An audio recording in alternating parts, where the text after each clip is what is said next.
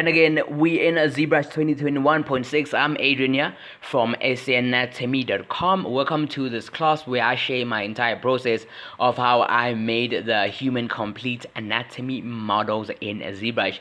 So essentially, they were faithfully hand sculpted from cadaver, so we used real specimens as a reference. So we sharing these our entire process with you guys just for free.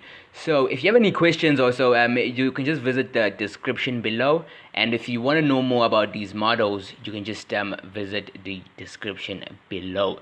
So without any further ado, let's